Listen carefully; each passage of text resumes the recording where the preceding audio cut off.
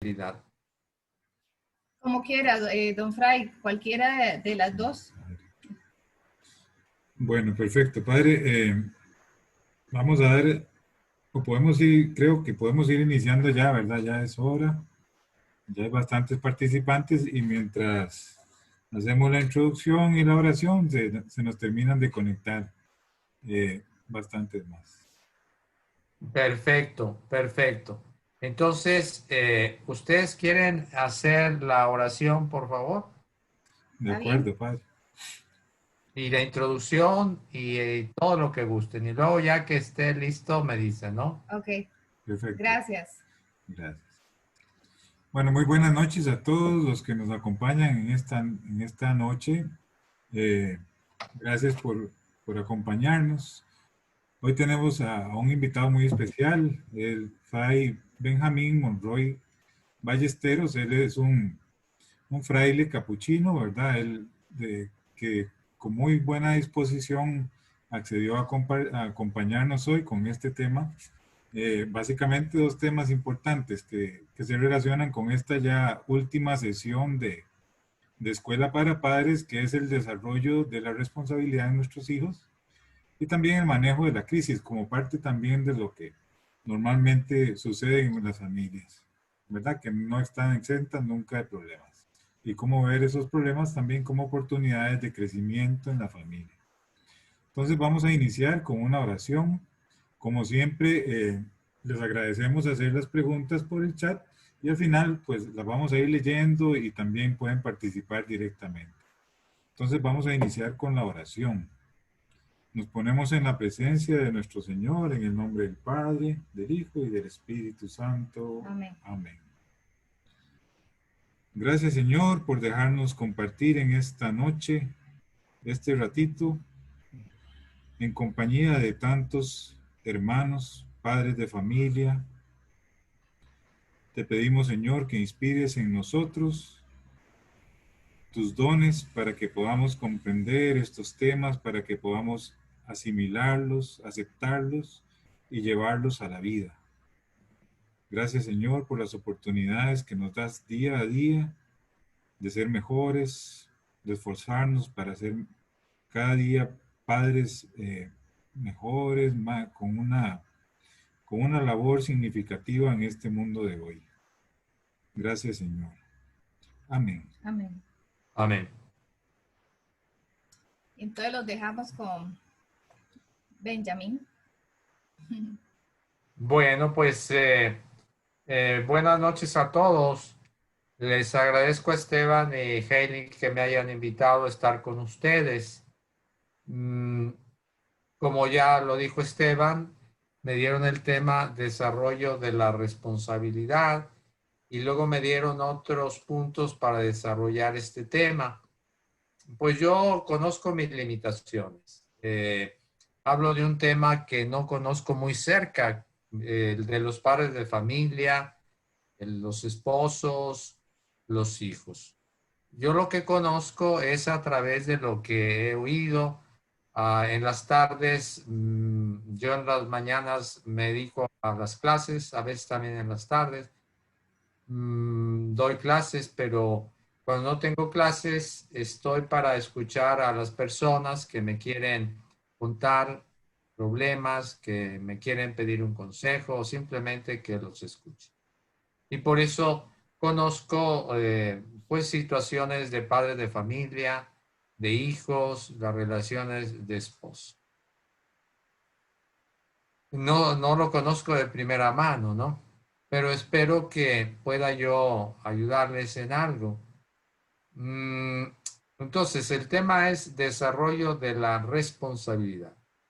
Y primero, pues ponernos de acuerdo en esto que es la responsabilidad y les recuerdo brevemente qué es la responsabilidad y viene del latín responsabilitas, que a su vez viene del verbo respondo, que quiere decir dos cosas. Primero, responder, contestar. O también prometer, jurar, garantizar. Responsabilidad es la capacidad o el deber de responder a un compromiso. de cumplir lo acordado o desempeñar el rol que corresponde, que nos corresponde. En este caso de ustedes, el rol de padres y pues también el rol de esposos, porque son padres y son esposos y como esposos educan a los hijos, ¿no? Entonces, el papá es el que sabe responder por su hijo. El esposo sabe responder por su esposa y al revés. Y para ilustrar este tema, esto de la responsabilidad, recurro a dos ejemplos, a dos imágenes, como que las imágenes son más, no sé, más fuertes. Y estas dos imágenes o dos relatos o dos historias tomadas de la Biblia. La primera imagen o el primer relato es el de Caín, de sobra conocido. El libro del Génesis nos cuenta que cuando Dios le preguntó a Caín, ¿dónde está tu hermano? Luego de que lo había asesinado, Caín respondió, ¿acaso soy yo el guardián de mi hermano? Es decir, se hizo tonto en pocas palabras. No supo responder por su hermano Abel. Es decir, no desempeñó el rol de hermano, renunció a la fraternidad. ¿Cómo se puede renunciar a ser papás o a ser esposos, no? Y el segundo es el de Pilatos. Sabemos de sobra quién es Pilatos. Nos cuenta San Mateo que en el juicio contra Jesús se lavó las manos delante de la gente y les dijo, ustedes responderán por su sangre, yo no tengo la culpa. Pues sí, qué chistoso, ¿no? Él tenía el poder para salvar o condenar a Jesús, pero se evadió de su responsabilidad. Ustedes son los culpables. Puede pasar en nuestros roles de papá de esposos o el mío de sacerdote, ¿no? Bien, entonces esto es la responsabilidad. Me decían dentro de esos puntos para desarrollar el tema, me decían compartir responsabilidades, compartiendo responsabilidades. Yo simplemente quiero dar algunas ideas para la reflexión, porque como yo les digo, pues no soy el que lo sabe, el que conoce todo, muy probablemente ustedes saben más que yo, pero para despertar su reflexión, voy a decir algunos puntos. Me decían Esteban y Helen que quienes escuchan esta charla son padres de familia, pero también hay madres solteras. Y esto varía entonces, eso de compartir responsabilidades varía, ya sea que sean papás que están juntos o sean madres solteras que tienen que educar a un hijo o algunos hijos. Me he dado cuenta de que la mentalidad sobre la responsabilidad en la familia de los papás ha cambiado. Yo tengo 70 años, ¿eh? Y he visto cómo ha ido cambiando. Antes la mamá era la que se ocupaba de las cosas de la casa, de las cosas de la casa. El papá era el trabajo y ya. Era el que llevaba el dinero. Y la mamá se ocupaba también de la educación de los hijos. Prácticamente éramos educados por nuestra mamá. El papá muy poco intervenía. A veces era el que intervenía para llamar la atención, para castigar. Pero pues ahora ya ven, los varones se han involucrado mucho más en el trabajo del hogar y en el cuidado de los hijos. Y qué bueno. La responsabilidad compartida es mucho mejor porque ayuda a crear un ambiente más familiar, cercanía, afecto, compromiso en la familia. Creo que la participación activa en cosas como el trabajo del hogar corresponde a todos los integrantes de la familia. Tareas como preparar los alimentos, servir los alimentos, la limpieza de la vivienda, la limpieza de la ropa, incluso realizar compras, mantenimiento de la casa, los bienes, incluso labores administrativas. Es normal que existan diferentes opiniones sobre la manera concreta de repartir estas responsabilidades, pero yo creo que también es bueno llegar a acuerdos. Hay diferencias, sí, pero pues dialogando, negociando, nos vamos a poner de acuerdo. Las responsabilidades y compromisos, pues yo creo que se tienen que distribuir de acuerdo a las capacidades y posibilidades de cada uno. Eso sí, creo que el servicio de autoridad en la familia no se puede compartir con los hijos. Se puede dialogar sobre los hijos, sobre cómo ejercer la autoridad, pero el servicio de autoridad en sí, pues esto les corresponde a los papás, ¿no? Podemos compartir, por ejemplo, lavar ahora los platos, barrer, etcétera, pero la autoridad, pues esa no se puede compartir, creo yo. Si ustedes son esposos y viven juntos, creo que es importante que se pongan de acuerdo en su rol como padres. No siempre quizás se ponen de acuerdo. ¿Cómo van a manejar las cosas importantes, como por ejemplo la educación de los hijos, el colegio al cual van a ir? ¿Cómo hacer la corrección? Cuando no se ponen de acuerdo, ¿qué pasa? Pues los hijos se dan cuenta y se aprovechan de esta situación. Fácilmente se dan cuenta de que el papá piensa una cosa y la mamá piensa otra y entonces pues son muy listos. Y cuando les conviene, van con uno y buscan su apoyo y el otro pues lo ignora, ¿no? Y entonces pues pueden entrar ahí en conflicto los papás. Y eso de que no se pongan de acuerdo en esas cosas importantes, pues no favorece la educación de los hijos. Si son madres solteras, las cosas cambian en esto de compartir responsabilidades, ¿no? Había que preguntarse si el padre de su hijo o de sus hijos cumple su responsabilidad de padre. Hay padres que, por ejemplo, los fines de semana, el hijo está con el papá todo el fin de semana, entre semana con la mamá, pero y ayuda a la educación del hijo, manutención económica, dedica el tiempo para estar con el hijo, lo educa. ¿Lo hace el papá del hijo? Si no lo hace, ¿cómo implicarlo en su rol de padre? ¿Cómo implicarlo en su educador en su ser educador de hijo, ¿no? Porque pues tenemos un papá y una mamá y cada uno de ellos desempeñan un papel importante en nuestra educación. Si están separados, si están divorciados, no por eso no pueden intervenir en la educación de sus hijos, en la responsabilidad de sus hijos. También pienso que hay que compartir la responsabilidad con los hijos. En la medida que crecen, pues ellos tienen que ir asumiendo mayor responsabilidad. Y para asumir mayor responsabilidad también necesitan mayor libertad.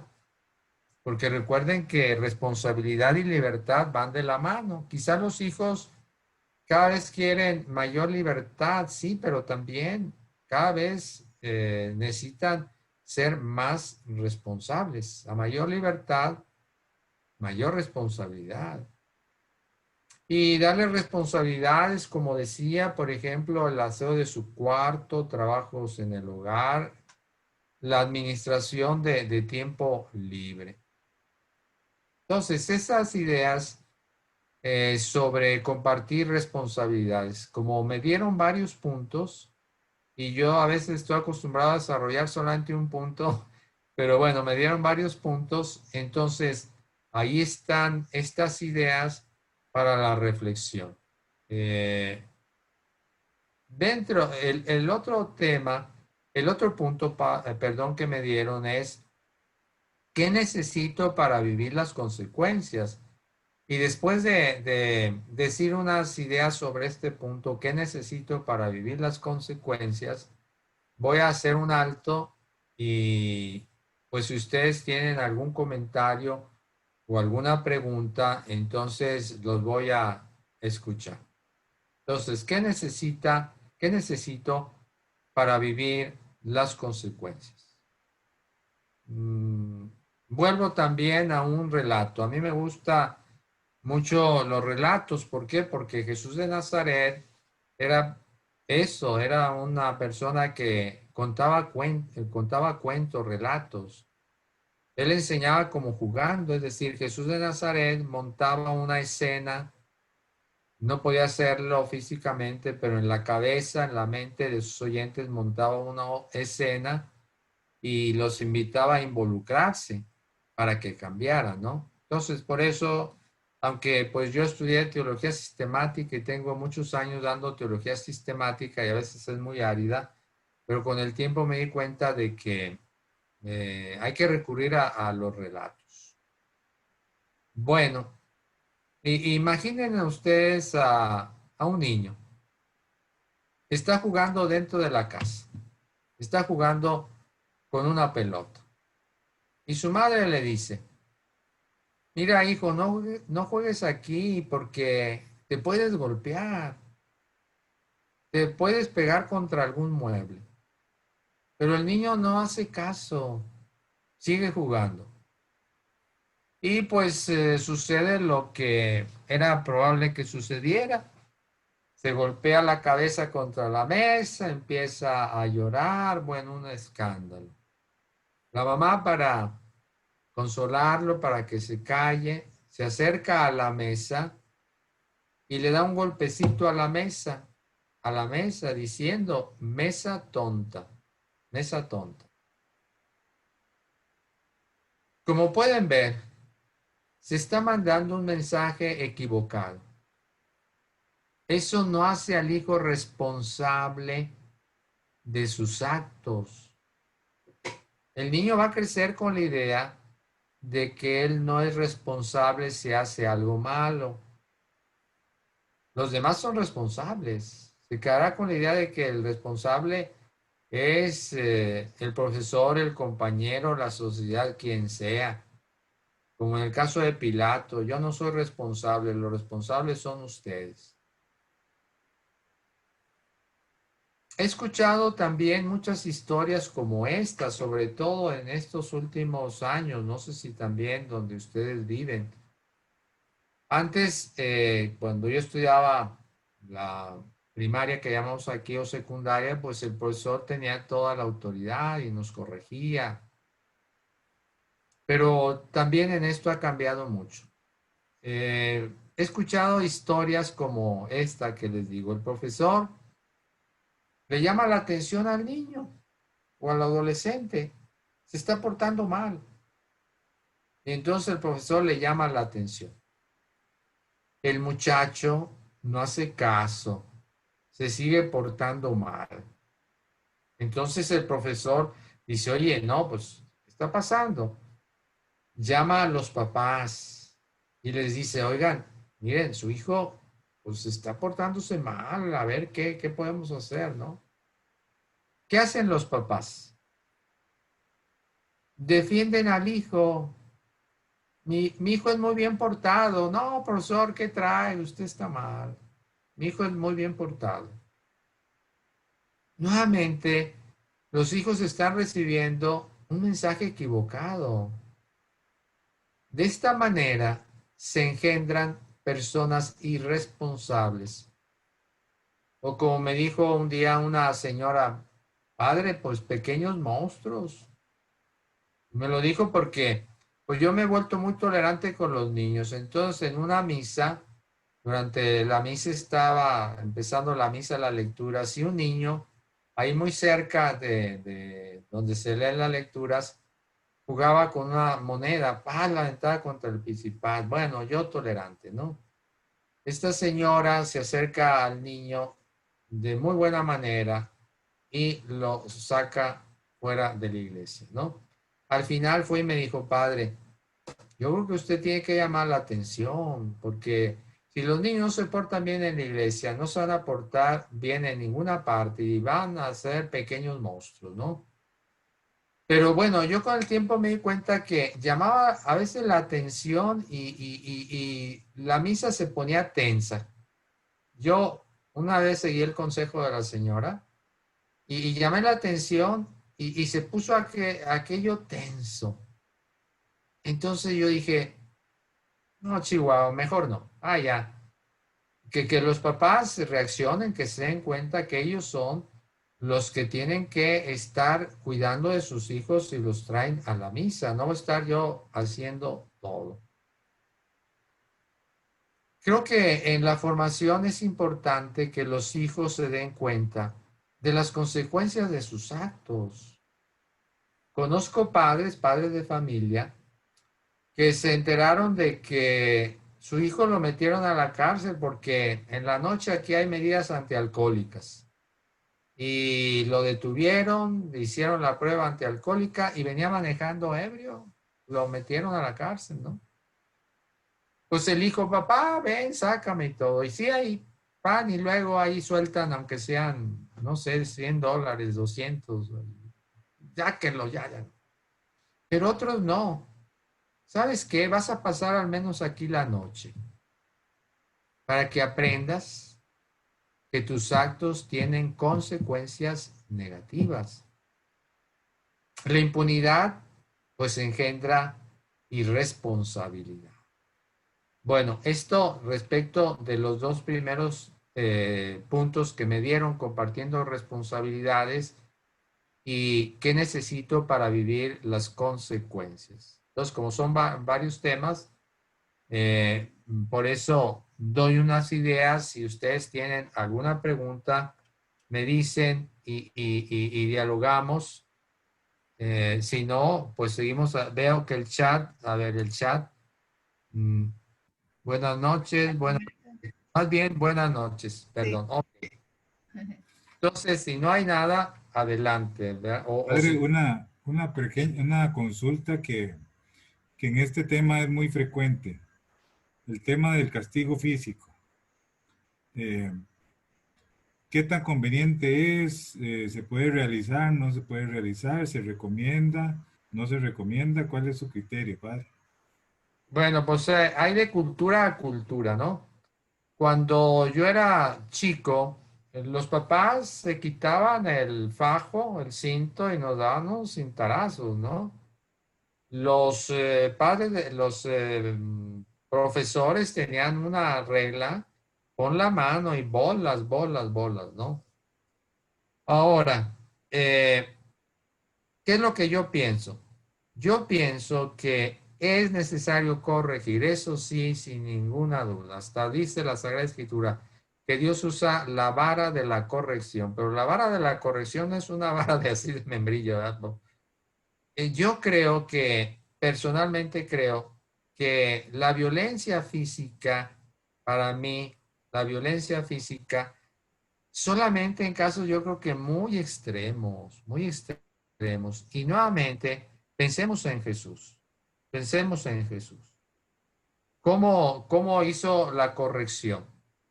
Eh, nunca golpeó, bueno, salvo la vez en que agarró un chicote y expulsó a los vendedores del templo.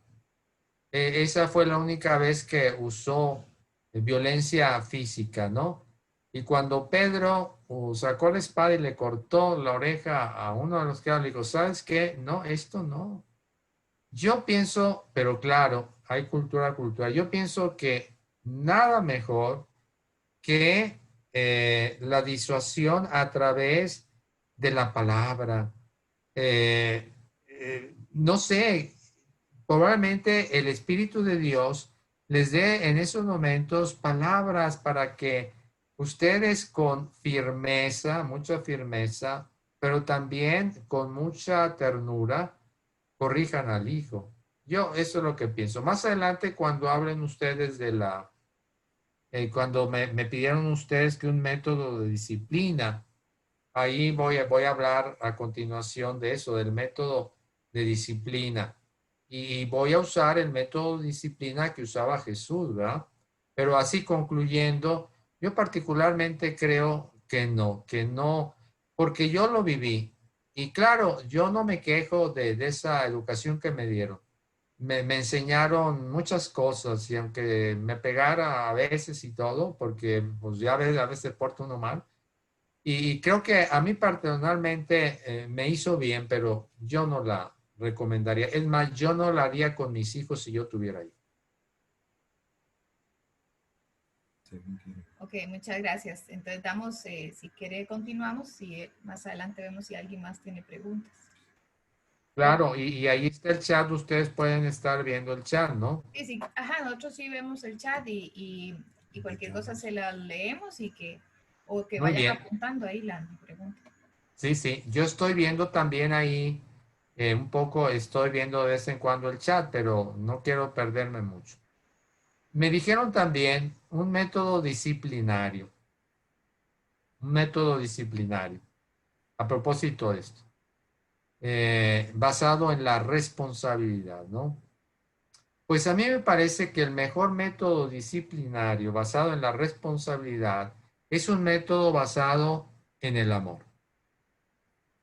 Yo no sé si en las familias, en nuestra sociedad, hablamos suficientemente sobre esto.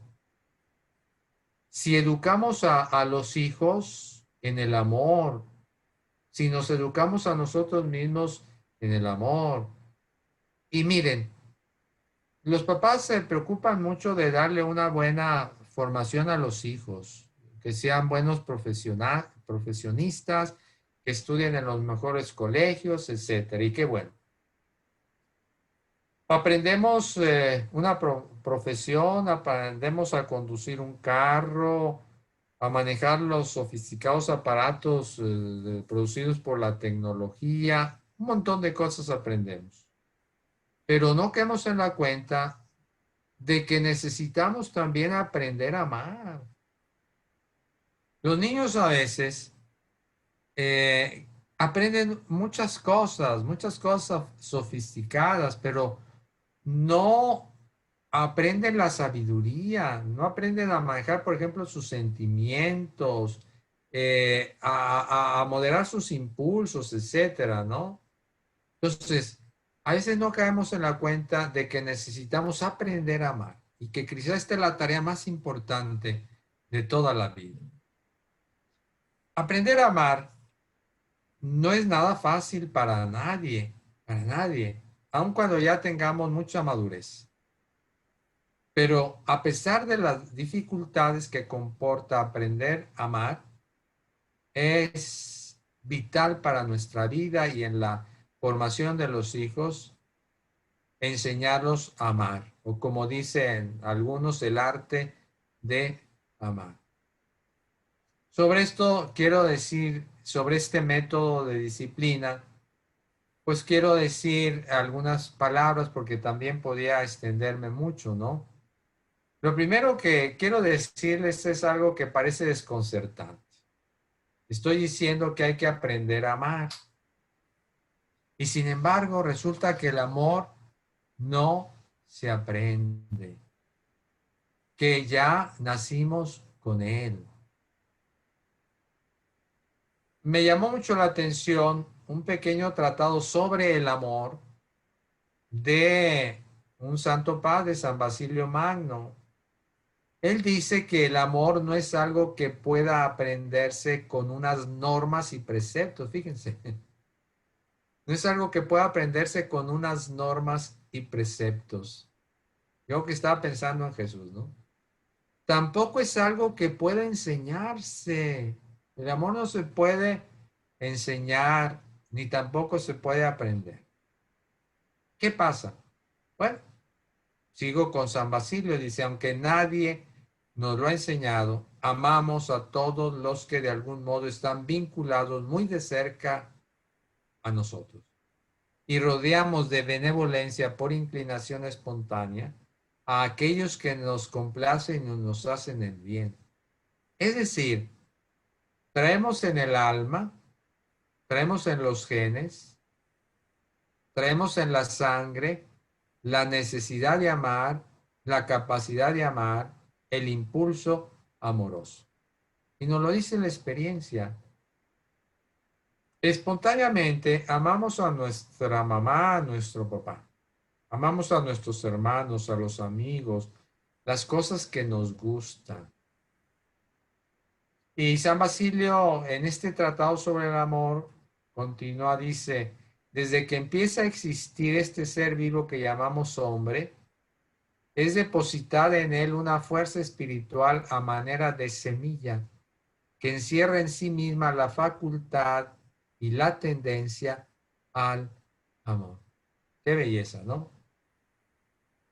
Se depositó en nosotros una fuerza espiritual, es el amor, como una semilla. Dentro de nosotros está la fuerza del amor, pero como una semilla. Ya ven, la semilla crece poco a poco hasta convertirse en una planta o en un árbol. Hay que cultivarla. A lo largo de la vida, la semilla que se sembró en el suelo de nuestra alma, de nuestra psique, va creciendo. Hay que irla cultivando. Yo creo que los papás, los educadores en general, tienen la misión de ayudar a los hijos a ser conscientes de que llevan ya la semilla del amor y ayudarlos a cultivarla, a cultivar estas semillas. De eso se trata, más que enseñar a amar, ser conscientes de que llevamos ya esa fuerza y cultivarla. Si el amor nos enseña, ¿qué podemos hacer entonces para aprender a amar? ¿Qué podemos hacer? Y yo lo veo desde dos puntos de vista, desde el punto de vista religioso y desde el punto de vista meramente humano. Desde el punto de vista religioso, necesitamos la revelación de Dios. Hay un obispo mexicano de hace muchos años que también habló sobre esto y dice, buscamos el amor con ahínco porque presentimos que el amor es la felicidad. Sin embargo, poco lo entendemos. Lo confundimos con otra cosa, lo falseamos, poco lo conocemos. Dichosos los que han recibido la revelación del amor. Entonces, desde el punto de vista religioso, una revelación. ¿Y dónde está la revelación? Pues está en la Sagrada Escritura. Dios nos da a conocer su pensamiento, así decimos, bueno, puedo conocer el pensamiento de Dios, puedo conocer el sentimiento de Dios. No, no se puede. Claro que sí se puede. Él nos lo reveló ya en la Sagrada Escritura. Por eso voy a recurrir a esto, voy a recurrir a la revelación que Dios nos da en Jesús de Nazaret. Él nos revela de una manera muy especial a Dios, ¿no? Entonces, desde el punto de vista religioso, desde el punto de vista meramente humano, el amor es un arte. Y para aprender el arte de amar debemos tener en cuenta algunas cosas que si tengo tiempo diré. Empiezo pues con esa perspectiva religiosa. Quizá pensamos, me imagino que todos los que me escuchan son cristianos, ¿no? Aunque no sean católicos, ¿no? Quizá pensamos que el signo de reconocimiento del cristiano es la cruz. Claro, la cruz es un gran signo de reconocimiento. O el credo. Sí, son signos válidos. O en la antigüedad era un pez. Pero Jesús dejó como signo para identificar a los suyos el amor. Dice, en esto conocerán todos que son mis discípulos, si se tienen amor los unos a los otros. En esto conocerán todos que son mis discípulos. Y vaya que el clima social y familiar de la época de Jesús era muy poco favorable y recomendable para hablar de amor. Había mucha miseria económica, mucha miseria física, mucha miseria emocional. Parece que la mayoría de las personas, por ejemplo, llevaban solamente un vestido, tenían solamente el vestido que llevaban puesto. Tener otros vestidos era un lujo. Había mucha miseria física también, muchos enfermos, mucha miseria emocional. Había mucha desilusión. Ya llevaban, el pueblo de Israel llevaba oprimido por imperios extranjeros desde hacía siglos. Ya estaban hartos de tanta opresión. El corazón del pueblo ardía de odio, resentimiento contra el imperio romano, que era el imperio en turno, ¿no? Entonces, en este clima tan difícil, tan explosivo, Jesús crea un espacio de amor que se antoja irreal. Porque Jesús sabía que la mejor medicina para el alma enferma y atormentada es el amor. Como dice un psicólogo, el amor corrige rutas, tranquiliza la emoción, trae lucidez al pensamiento, rompe las estructuras del egoísmo. El amor nos hace iguales a pesar de todas las diferencias. Por eso Jesús se preocupó mucho en la formación de sus hijos, bueno, no de sus hijos, de sus discípulos. Fíjense cómo los fue educando Jesús.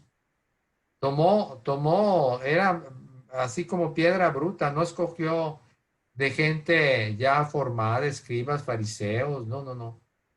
Gente muy ruda, para irlos tallando como se talla un diamante, ¿no? ¿Qué hacía Jesús? Regaba la personalidad de los discípulos con amor.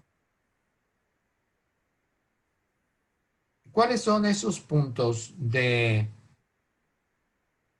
método de Jesús? Pues solamente voy a limitarme a algunos puntos de esa manera como Jesús fue educando a los discípulos en la disciplina. Prioridad del contacto personal sobre las reglas y la información. Prioridad del contacto personal sobre las reglas y la información. Pues sí es cierto que las normas de conducta y la información son importantes y hay que darlas a los hijos, ¿no? Jesús no desecha, nunca las desechó, pero no las hizo el centro de su enseñanza. Jesús no es básicamente un proveedor de reglas y de información. A los hijos no se puede educar simplemente con reglas y con información, no.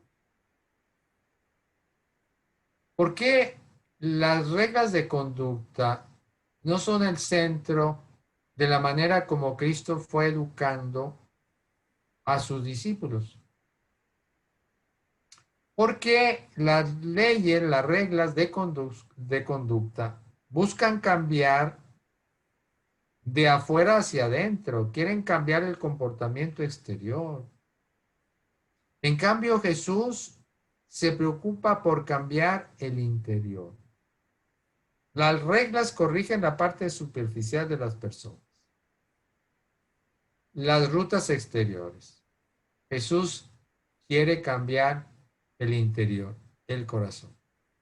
Y sabía que el cambio profundo se logra cuando se cambia el corazón de un hombre, de una mujer. En la metodología de Jesús, lo primero es pues la relación viva, directa, inmediata, gozosa con Él, con Dios. Era el contacto con Jesús lo que les producía a los discípulos un gozo y una libertad muy grande.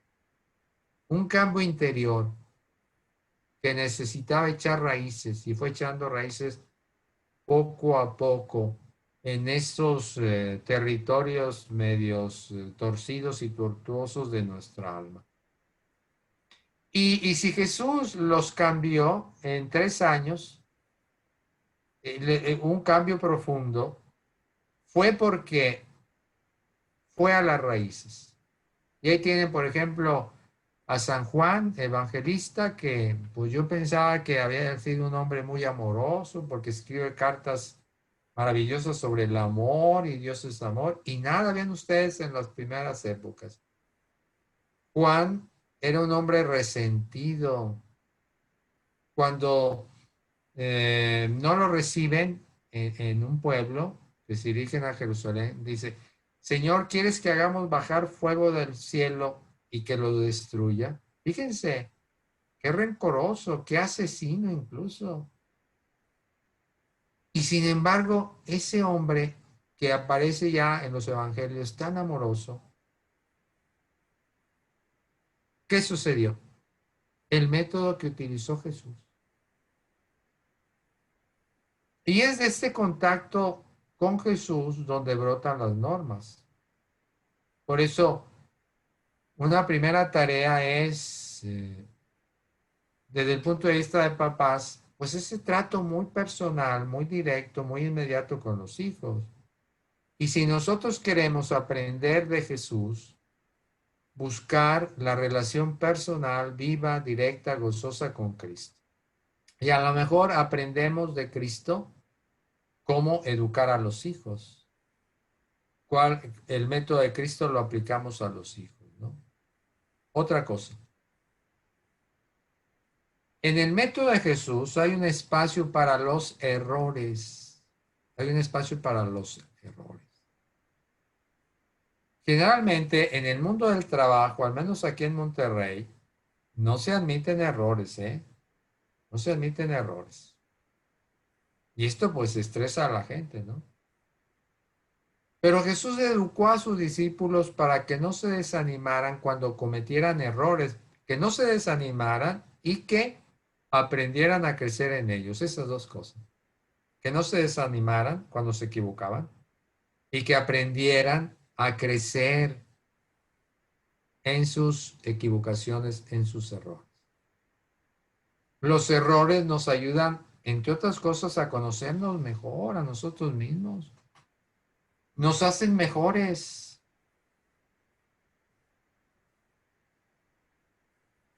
A veces, díganme si no, aprendemos más de los errores que de los aciertos. No sé, ya no voy a cometer esto porque mira qué mal me fue. Entonces, ¡pum! Una cosa importante de los errores es que nos ayudan a pensar.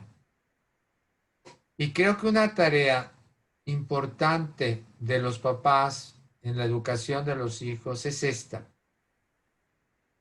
Ayudar a los hijos a que aprendan a pensar. No limitarse a señalar y corregir los errores y ya. No, que piensen. Un pedagogo dice, los educadores, los padres, incluso los ejecutivos de las empresas se preocupan por corregir los errores inmediatos. Jesús, al contrario, se preocupó por ayudar a los discípulos a que desarrollaran el arte de pensar a expensas de los errores. Y es que miren, Cristo no quería formar máquinas eficientes, sino personas libres y responsables. Y para ser libres y responsables hay que usar el pensamiento. Por eso está esa famosa frase del filósofo alemán Hegel: ten el valor de equivocarte, por favor, ten el valor de equivocar. Me acuerdo que cuando yo estudiaba la preparatoria, soy franciscano, pero la preparatoria, la secundaria la hice con los jesuitas y un jesuita nos decía, miren muchachos, cuando metan la pata, métanla hasta la ingle, para mostrarles que no deberían de tener miedo de cometer errores y de crecer en los errores. Jesús les mostró que la culpa podía ser superada. Y lo hizo de una manera muy convincente para que entendieran. ¿Cómo? Derramó su propia sangre, entregó su vida para que ellos se vieran libres de la culpa. Por eso dice San Pablo, cuando Dios nos hizo libres por medio de la muerte de Cristo, pagó un precio muy alto. Por eso por eso no debemos hacernos esclavos de nadie. La culpa, la equivocación, el pecado es un daño, pero el gran daño es encerrarnos en ella, dejar que nos enferme. Por eso a mí me desconcierta mucho que existan cristianos atormentados por la culpa, que no saben manejar la culpa. Y miren, los papás de familia, o nosotros los sacerdotes, los padres, ¿no? Cuando vivimos encerrados en la culpa, nos volvemos verdugos para nosotros mismos y para los demás. Nos lastimamos y lastimamos. Probablemente un papá, una mamá, un sacerdote que actúa como verdugo con los feligreses o con sus hijos, es que es verdugo para sí mismo, ¿no? Entonces, pues Jesús en esto es un maestro para liberar del sentimiento de culpa. Tercero, yo sé que es a la media vamos a terminar. Si tiene alguna pregunta, ya no me alcanzó más tiempo, pero tercero, ayudar a los hijos a que desarrollen la inteligencia multifocal. Es muy importante en el método de Jesús desarrollar la inteligencia multifocal. Se los voy a explicar, ¿no? Por ejemplo, los escribas, los fariseos, los sumos sacerdotes, los saduceos, para actuar, miraban la ley. Miraban solamente la ley. Y entonces actuaban y juzgaban desde la ley. Esto hacía que se encerraran en un mundo donde hay dos posibilidades, correcto, incorrecto, moral, inmoral, feo, bonito, sí, no. En cambio Jesús no. Veía otras perspectivas, veía otras posibilidades. Y es que, díganme si no, la realidad no es blanco o negro, no es solamente rojo, no, tiene muchos matices, muchos colores.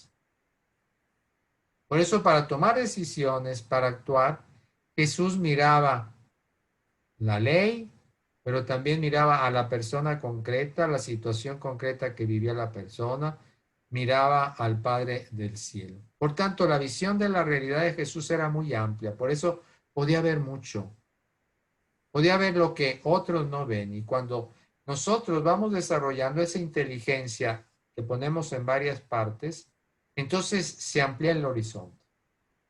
Si adoptamos el método de Jesús, podemos ver diferentes posibilidades delante de los desafíos que la vida nos plantea, que nos plantea la educación de los hijos.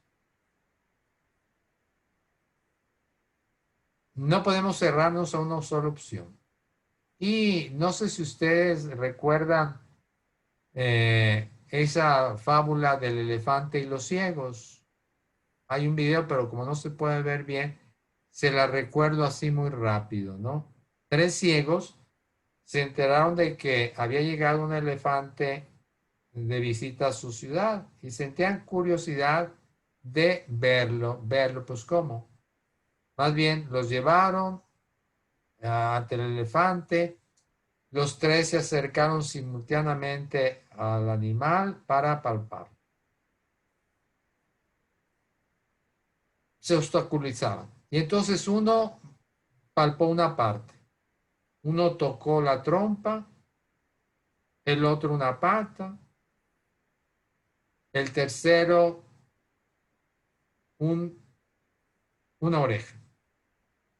Más tarde comentaron entre ellos y dijeron, ¿cómo es el animal? No, pues el animal es como una serpiente. Pues sí, compadre. No, que el animal es como un tronco, un árbol. No, que el animal es como un abanico. Habían visto la oreja. Solamente cuando vemos el conjunto, cuando vemos la pata del elefante, la trompa, los colmillos, las orejas y todo, podemos ahora sí apreciar bien el elefante. ¿Qué significa esto de una inteligencia multifocal? Bueno, se los voy a poner nuevamente con relatos. Mm, Primero, Jesús no solamente ve la ley, ve la persona. ¿Recuerdan el caso de la mujer sorprendida en adulterio? La querían apedrear. ¿Por qué? Porque la ley decía hay que apedrearla. Si Jesús hubiera visto solamente la ley, hubiera dicho, pues hay que matarla. Pero no se encerró en la ley. Vio a la mujer, vio su angustia, su impotencia, la injusticia de aquel acto criminal. La mujer tenía que morir, pero ¿dónde estaba el varón con el que había cometido adulterio? ¿No? Entonces la mujer, Jesús ve a la mujer, no la ley, y ya. Segundo, tomar en cuenta la situación. ¿Recuerdan ustedes el relato de los discípulos que caminaban el sábado por un campo lleno de espigas y como tenían hambre, empezaron a espigar y a comerse los granos? Los fariseos que nomás veían la ley dijeron, esto está mal. Si Jesús hubiera visto la ley solamente, hubiera dicho, sí, está mal. Pero él se dio cuenta del conjunto de la situación, se dio cuenta de que los discípulos padecían hambre y que espigar para calmar el hambre lo ameritaba, como sucedió con David cuando tenía hambre y se comió los panes de la proposición, etc. Ver a Dios. Jesús nos invita con frecuencia a contemplar la historia y la naturaleza para ver en ellos el mensaje que Dios nos trae. Por eso dice, miren las aves del cielo, miren las flores del campo. Y se lo dice, como yo les decía al principio, personas preocupadas por su vestido, pues nomás tienen un vestido. Por el alimento, si las cosechas se malograban, iban a pasar hambre el siguiente año, ¿no? A ellos se los dice, ¿no? Si Jesús hubiera visto solamente las preocupaciones agobiantes que los cercaban o que cercaban a las personas, se hubiera hundido emocionalmente, pero miró los pájaros del cielo, las flores del campo y contempló la providencia del Padre del cielo. Y eso le dio confianza, le dio paz. Hace que el ánimo se alivie de tanta pesadez emocional. Finalmente, dos opciones. Ver más allá de dos opciones. A veces nomás tenemos dos opciones, ¿no? Pues hay que ver más allá de dos opciones, si se puede, si se puede. Cuando van y le dicen, ¿es lícito pagar el impuesto al César, sí o no? Ya ven, decir no lo convierte en un agitador social, enemigo del César. Decir sí implica aceptar la ocupación romana y negar el ansia que tenían de liberación. Cualquiera de las dos respuestas lo ponía contra la pared, contra las cuerdas. Pero Jesús se eleva por encima de las dos opciones y da una respuesta inesperada. Den al César lo que es del César y a Dios lo que es de Dios. Jesús pide dar al César solamente lo que es de él. El dinero es del César. Aquí está la moneda, está la cara del César en la moneda. Regrésensela. Pero el César no es Dios. A Dios hay que darle lo que le pertenece, nuestra vida. Nuestra entrega a Él nos da libertad y nos da autonomía frente a los poderes de este mundo. Pues ese es a grandes rasgos, el método que empleó Jesús para educar a sus discípulos, para disciplinar a sus discípulos. Ya veo ya el reloj, que son 21:27. Iba a decir desde el punto de vista humano, muy rápido, pues si ya llevamos nosotros el amor, la semilla del amor, pues hay que usar el método de Sócrates. El método de Sócrates es el método que le llamaba mayéutico, es decir, su mamá era comadrona y entonces de ahí se inspiró Sócrates. Decía que su mamá ayudaba a las mujeres a dar a luz a los hijos. Entonces Sócrates lo que hacía era ayudar a sus discípulos a dar a luz lo que ya tenían. Entonces, ayudar a los hijos a dar a luz lo que ellos ya llevan, esa fuerza espiritual que llamamos amor. Iba a hablar pues sobre un poco sobre la crisis, los problemas, pero pues ya eran varios temas, entonces ya no pude hacerlo. Pero si ustedes el chat hay una, o la voy a pedir. ¿Ustedes alcanzan a leer? Sí, si Sí, quieren se la padre, dice. leemos. Dice Sí.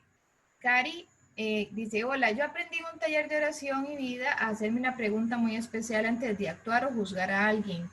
¿Qué haría Jesús en mi lugar? Y esta frase me quedó tan grabada que de verdad es muy bueno ponerla en práctica porque nos frena antes de gritarle a un niño o a mi esposo o antes de juzgar a alguien. Excelente.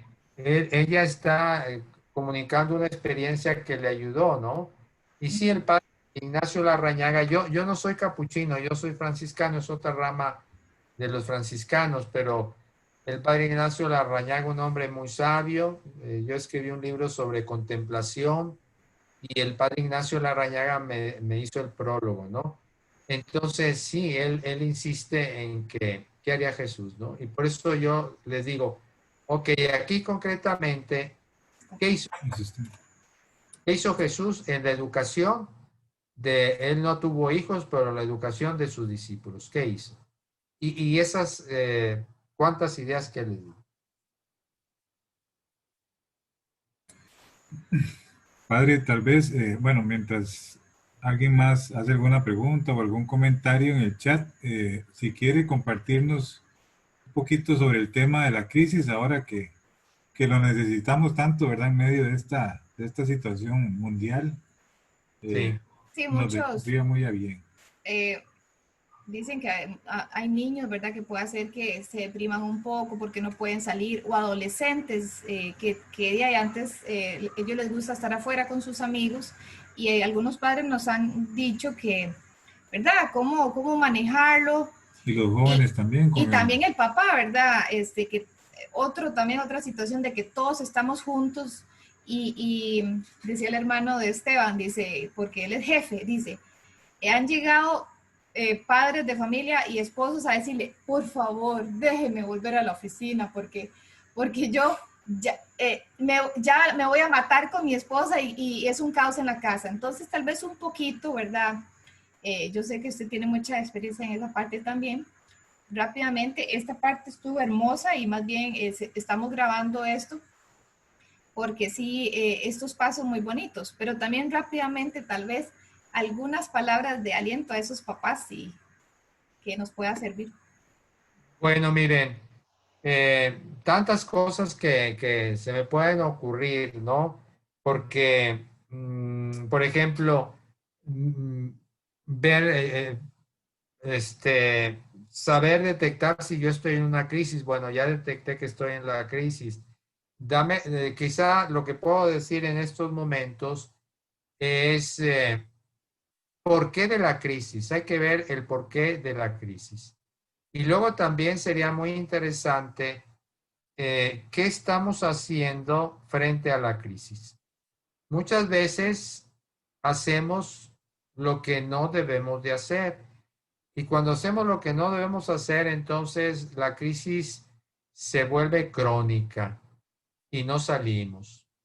Entonces, ¿por qué de la crisis? Es importante entender que es una etapa normal de la vida, que pasamos, la primera crisis pues es cuando nacimos, la última es cuando nos morimos, ¿no?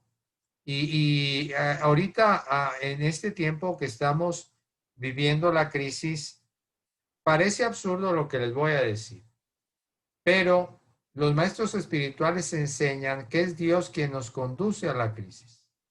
Es Dios quien nos conduce a la crisis. El Espíritu de Jesús llevó al desierto para ser tentado por el demonio, fíjense. Conduce a Jesús a la prueba. En las crisis, Dios nos toca. Desde el punto de vista espiritual, la crisis es el lugar del encuentro con Dios, la oportunidad de experimentarlo de una manera nueva, de sentirlo más cercano.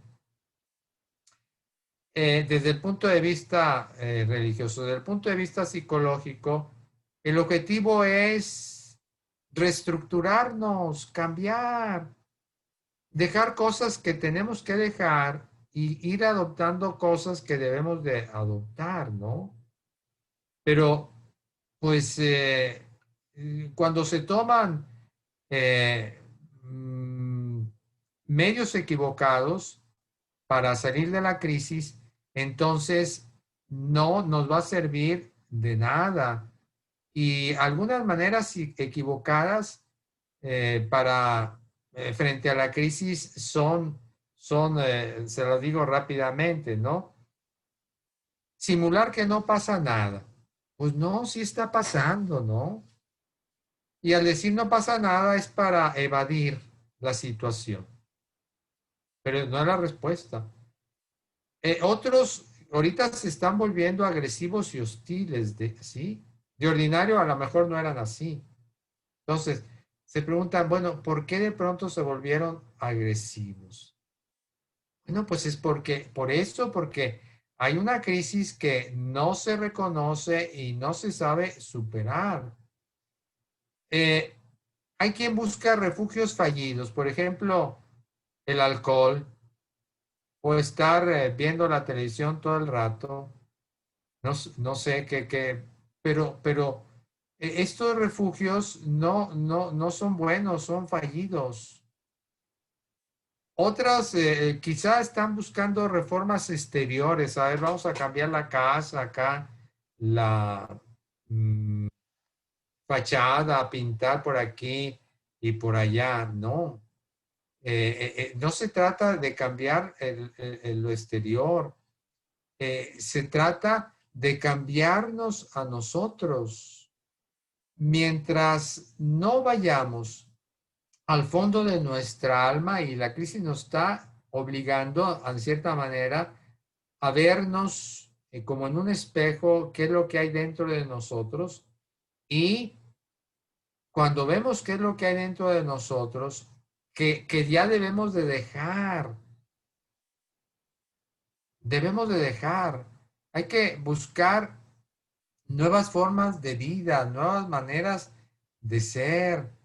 En la crisis hay que dejar obrar a Dios y dejar obrar a Dios nos cuesta trabajo. Pensamos que es una pasividad, no, no, dejar obrar a Dios a veces es lo más difícil. Estamos delante de Él. Ahondar en nuestro propio conocimiento para ver, como les digo, qué es lo que hay que cambiar, qué es lo que ya no funciona. Aprender a sufrir con paciencia. Yo entiendo que cuando se pasa por este momento, pues uno quisiera darle a la persona una pastilla para que ya se solucionara todo eso, pero no. Eh, Ni modo, nos duele. Es obvio que nos duele. Eh, pero es por usar un ejemplo, para dejar la piel vieja. ¿Se acuerdan ustedes de las víboras que cambian de piel? Cuando cambian de piel buscan dos piedras, según dicen, y pasan por ahí para arrancarse la piel. Entonces, a lo mejor ya hay que dejar la piel vieja y esto duele, ¿no? Y encontrar caminos nuevos también duele. Pues como les digo, es muchísimo lo que tenía que decir. También si es necesario, pues buscar a la ayuda de otras personas. Si ya no puede uno mismo con esto, buscar la ayuda de otras personas. Muchas gracias. ¿Me escucha? Sí.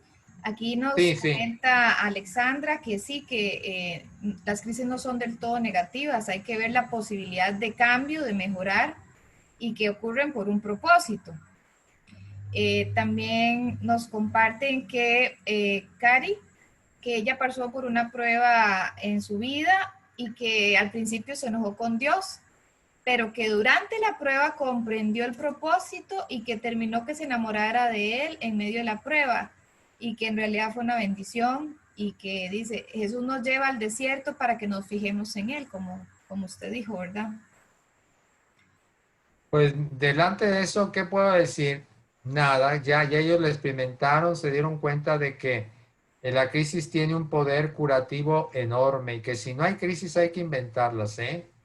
Crecemos a base de crisis, ¿no? Pero no hay que inventarlas porque ellas vienen, ¿no? Lo importante es cómo afrontarlas. Muchas gracias. Yo creo que no sé si hay más comentarios. Nada más como devolviéndome, cuando usted decía en el método de la parte de la disciplina, de que era importante enseñarle a los hijos a pensar y que está como de moda, uno utiliza nosotros los papás la silla de pensar, y nosotros lo utilizamos con los hijos de nosotros, ¿verdad? Y ahora amarrando lo que usted dice con eso otro, que lo aprendimos de otra, que sí, que vacilón, ¿verdad? Estábamos inconscientemente aplicando eso, que es importante que ellos, en el momento que cometen, un momento, ¿verdad? Esa silla, pensar 5 minutos, ¿por qué está sentado ahí? ¿Por qué? Porque rompió un acuerdo, o un límite o una regla de la casa.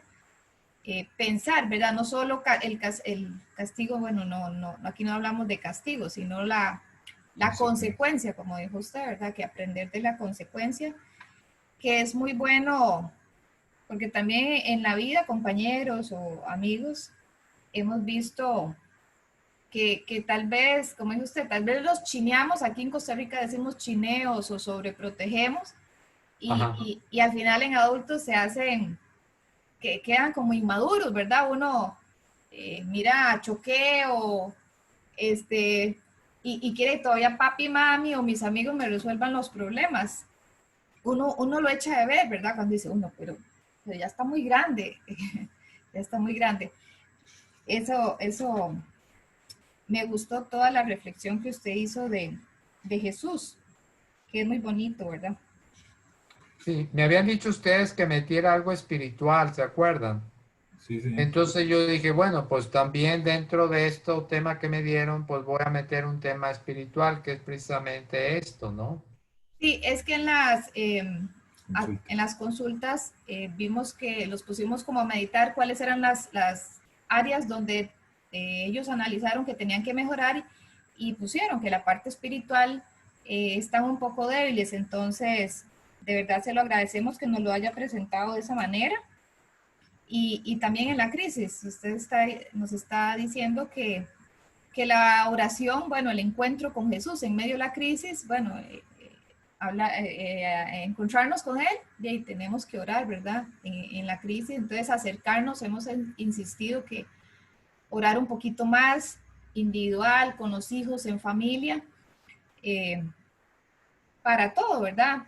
Como dijo usted, pedir sabiduría o ya sea una crisis que estemos pasando. Y en este momento también creo que es importante aprender a orar, porque fíjense que no sabemos orar bien, como dice San Pablo.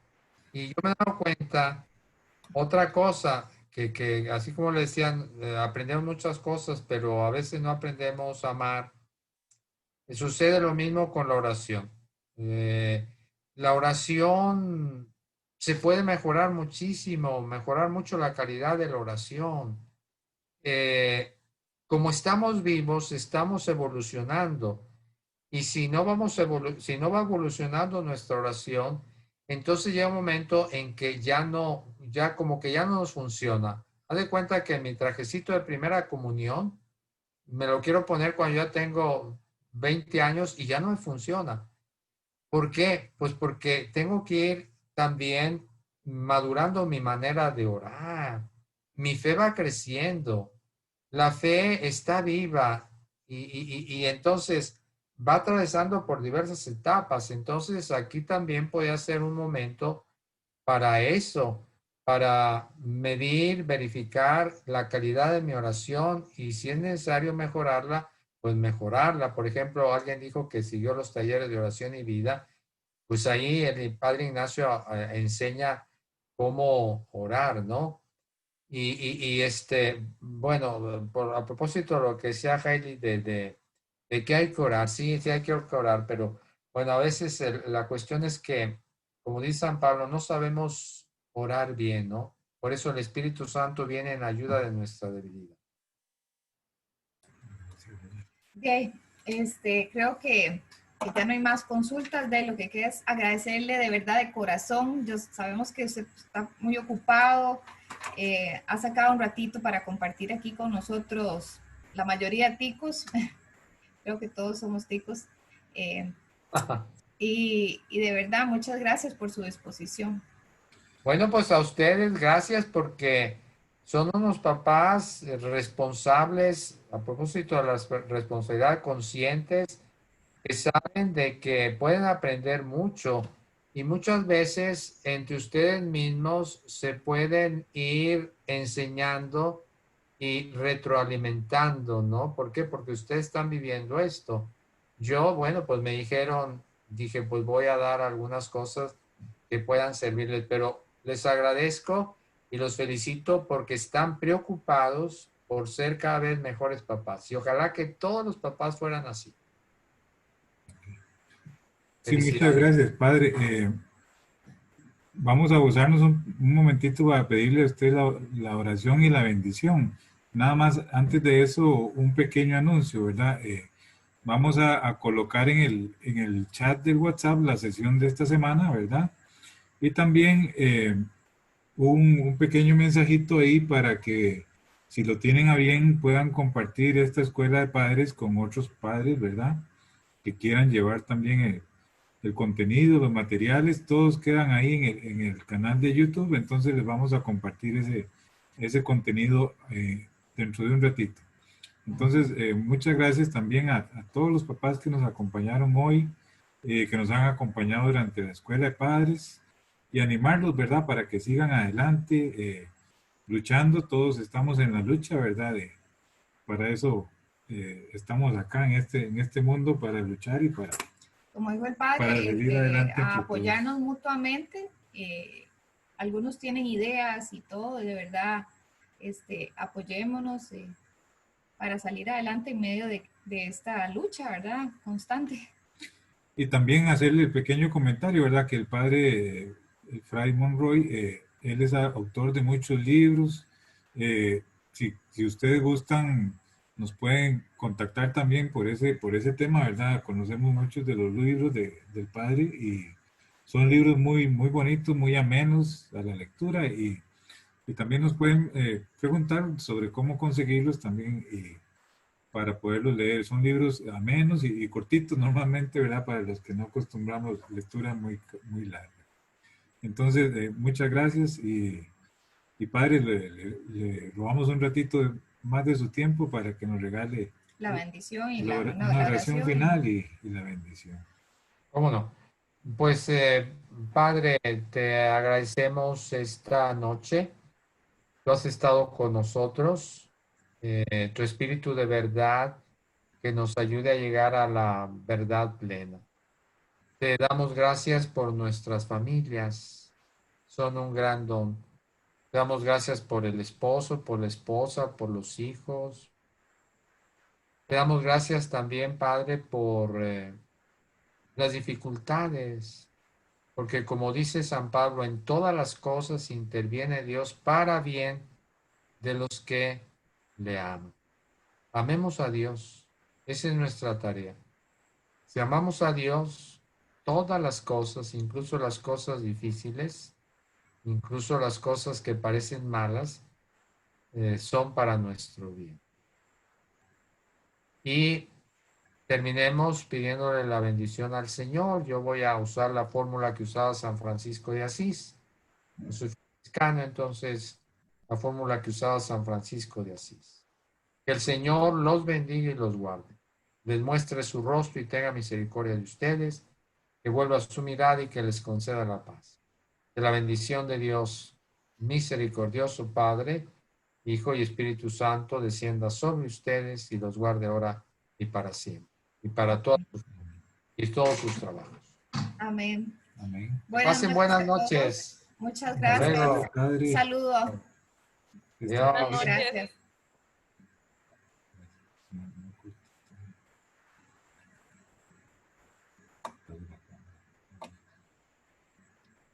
Muchas gracias a todos y la otra semana es la graduación. Ahí nos vemos. Allá casi les mandamos los... Hola. Ya casi le mandamos el material de esta semana y felicitar a los que ahí están con los retos, ya casi falta solo esta semana, el último spring, el spring. Y también esta sesión la grabamos, ahí la vamos a publicar por si quieren compartirla con quien tengan a gusto, ¿verdad? Muy buenas noches. Qué lindos con los hijos. Cristina, Freddy, Erika, Gerarda. Ahí, a los que se gradúen deberían mandarnos una foto, ¿verdad? Con sus hijos. Y a los que no también, no importa. Bueno, sí, hacemos un collage. ¡Ay, vea! Ahí está Hola, la Vale. sobrina, Una sobrina. También, qué lindo, todos los chiquitos. Hola. Sí, qué bonito las familias. Ah, mire, al macho, y a la coneja, esos que salen ahí. María Chávez. A María. Hola. Hola, Isaac. Hola, conejita. Qué lindos. De verdad los felicito. Hola. Eso. Hola, Ay, Isaac. hola, Isaac. Hola. Hola. Qué lindos. Eso, tiene que darle un beso a mami. Si termina la escuela, le tiene que comprar un chocolate porque termina la escuela. Bueno, buenas noches a todos. Nos vemos. Nos vemos por Zoom también. Chaito. Hasta luego. Que estén muy bien, cuídense bastante. Cuídense esos hijos tan bonitos.